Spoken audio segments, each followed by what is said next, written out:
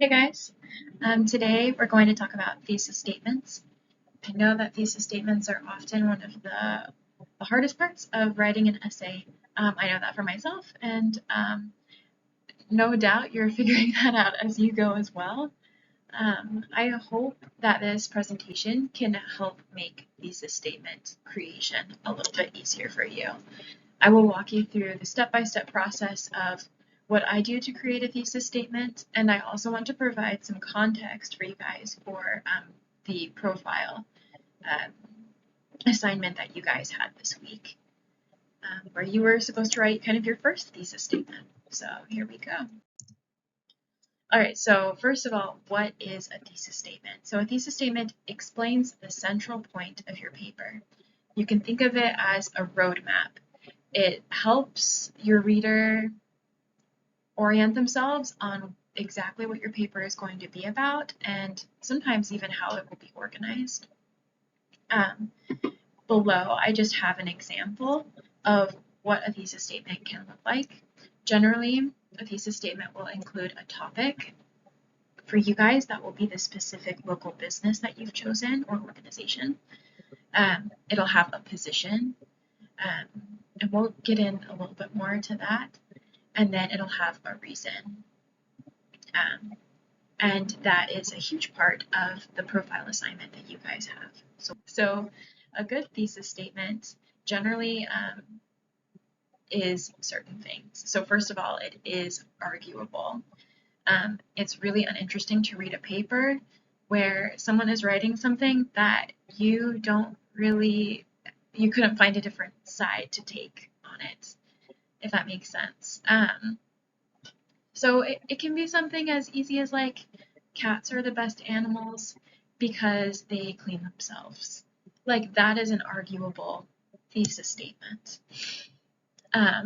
Something that isn't arguable is to be like, my local business's mission statement is, and then to give the mission statement. Like that's just a statement. You're not arguing anything. A good thesis statement is also specific. I think that you'll find that your rough draft of your thesis statement, which is what you turned in this week or will be turning in, you're going to find that it's a rough draft.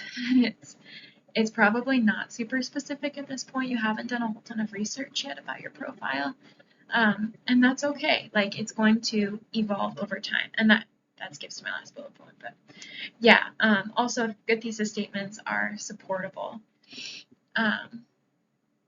That means you can back up what you're claiming with evidence. And that's where your observations and your interviews are going to really come into play. If the information that you gather, the data you gather, supports your argument in your thesis statement, then you're on the right track with your paper. And then that last point that I kind of already touched on, a good thesis statement is willing to change over time. I doubt that most of you will have the same thesis statement that you did this week as you do at the very end of your profile final submission. And that's just because like as you gain more data and understand the business that you're looking at more, your concepts of how it influences or impacts your local community is going to change. It's going to be hopefully become more accurate and more specific. So exciting things. Research is good. So I wanted to provide just a basic overview of first what the profile genre is, because that's what you're going to be writing in, and then also specifically what things you need to hit on in your profile topic proposal for this week. So backing up like 7 steps, the profile genre includes certain characteristics. It's generally describing a person or an organization. So in your case, it's going to be an organization, not a person. It shares background about that organization. And then it helps us as readers gain a better understanding of the organization's impact. So for your specific profile topic proposal for this week, the central goal is to profile a local organization's impact on your community to start to understand what that might be. The thesis rough draft that you include needs to address one or both of these things. Either it needs to answer the question, what do you think is a significant and surprising impact that the business or organization has had on the community? Or what might be something meaningful about the organization that readers couldn't learn about on their own from Googling the business or organization? You need to make sure that your thesis covers one or both of those points. That's how you're going to be able to answer the prompt and write a really strong paper. So now I'm going to talk about how I compose a thesis statement. And how I do it is not the way that you need to do it. It's just a suggestion if you're feeling like totally stuck and you just have no idea where to even begin, just to give you some ideas. So in my thesis process, I can't even begin to make an argument until I've looked at some of the data. And that's just me personally. Like, maybe I don't have as much previous knowledge of things. Like, I really do need to do some in-depth research. So first thing I do is research. Then I draft a thesis based on that research. And then as I write, what generally happens is in my rough draft, the very last paragraph or the very last sentence of my rough draft ends up being what my thesis actually becomes. And that's because by the end of my paper, I actually sort of know what I'm trying to say. It's depressing, it requires a lot of revision, but like, there you go. That's how it works for me. So I'm going to take you through a specific example from my local community. And the business I chose is a nonprofit organization, New Haven People's Center. So I wanted to show you first my research process. So I have 3 different ways that I gathered my research, just preliminary research, not like in-depth stuff about the New Haven Center. So first I went online, which I think all of you are kind of like professionals at, and found as much information as I could. And the thing that I really found was on their website, their mission statement. So what it does. So for this People Center, the purpose is to provide a physical space for social justice groups in New Haven so that they can gather to organize educational activities, marches, drives, and other social justice events. And I thought that was awesome, so that's why I chose it. Number 2, the second part of my research is interviews. And this is a really important part of gathering data about your local business. So in my example, I just pretended that I interviewed 2 different people, person A and person B. Person A was a long-term patron, so they've been going to this place for a long time. They're very involved in social groups, and something that they do there is they host English classes for immigrant adults. And then person B is someone who recently started coming to this center. And something notable that they mentioned in their interview with me, in theory, is that they felt a connection to their brother who was killed by a police officer and they feel this connection as they lead marches against police brutality. So this connects to some of the things that were said as I kind of dug through their website, but like pretend in this example, I interviewed and found this information for myself. Okay, so number 3, part of my research is my own observations. So I physically bring myself to the People Center and write down everything I'm feeling, experiencing, seeing, hearing.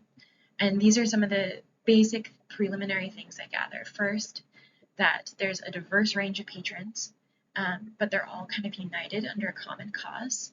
And it's a very peaceful and respectful conversation. That their conversations include a lot of local history about social justice and injustice, and that they are introducing everyday new uses for the center being used.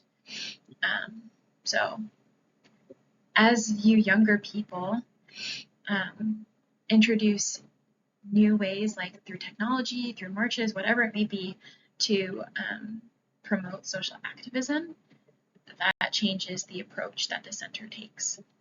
So those are just things I noticed. Very rough sketch.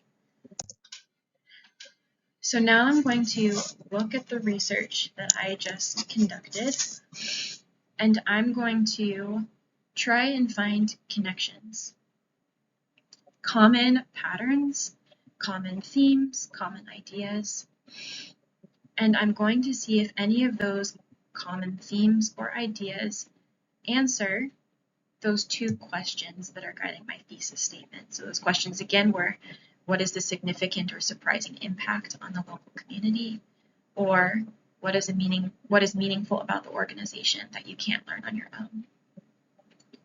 Okay, so what I found through my data, I made a connection between person B's interview and my own observations about local history that's brought up during conversations.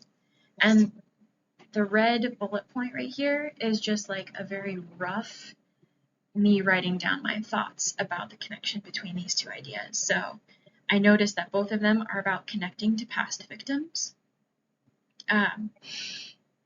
Both of them are about feeling sort of like a presence of somebody who no longer is alive. And so kind of the conclusion I came to is maybe something about this organization helps patrons connect with former residents of New Haven that were impacted by social injustice. So that's not something that is obvious to a person who is just like going on the center's website and looking more into it. Like they wouldn't know that that was an impact that it has on the community. And that's something that I noted as I was doing this preliminary research. Okay, so I've got a rough idea of what I can write about for my thesis. Now I'm going to make a rough draft. So this is my rough draft. While the obvious impact of the organization is to provide a space for social activism, which we could just see on the website, a less obvious one is to help connect people to others impacted by social injustice. Okay, take a minute to read that. If you feel like you're lost while you read it, it's because probably you should be, because it's not very specific. There's too many general terms that are making it hard for you as a reader to understand what I'm saying. So I take this rough draft, which is this top paragraph here, and I'm going to underline some of the parts that are just too vague and that could very easily be specified. So those things are organization, people, and others. And now you see on the bottom paragraph, I've added specifics in place of those general terms. So my revised rough draft thesis is: a casual observer would see that the obvious impact of New Haven People Center on its local community is to provide a space for social activism. However, I argue that a less obvious but even more important impact is that it helps connect center patrons to former residents of New Haven impacted by social injustice. Now, this thesis is probably going to change over time. It is definitely arguable, but I'm not sure that I'll ever have enough evidence to prove that, like, this is the most important impact that it has on the local community. So I might change my phrasing there for my final thesis. I don't know. This is just an example, but I hope that this me walking you through my process of making a thesis kind of helped. And if you have specific questions about your thesis in particular, please feel free to reach out to me and we can schedule a Zoom meeting. And I would be really happy to prompt you in the direction of making it a stronger thesis. So yeah, thank you for watching this and happy writing.